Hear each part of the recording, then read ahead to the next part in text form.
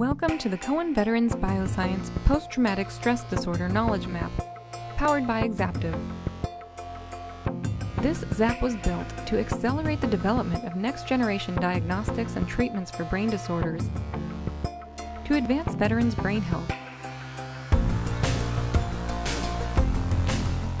The path from preclinical research to developing drugs that benefit people is an understandably long and complex route. This ZAP will illuminate relevant findings across disciplines from each stage of the research and development process. The ZAP is meant to show the entire landscape of the research space, allowing the user to expand to the broader picture or zoom in to the finest details related to post-traumatic stress disorder. Our research space includes the science-based findings from primary literature and review articles from peer-reviewed journals. A computer program pulls relevant connections from the articles first, then qualified industry members double-check that the correct information has been properly retrieved and categorized.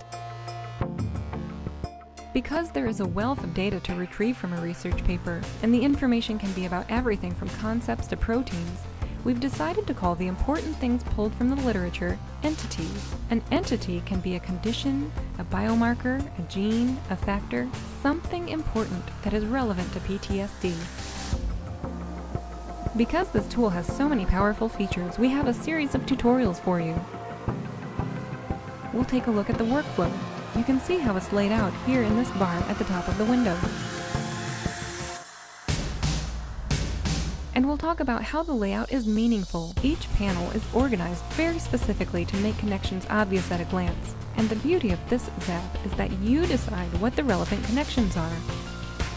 The ZAP is constantly illustrating connections between research-supported concepts in more refined ways as you get more and more specific in your exploration of the information.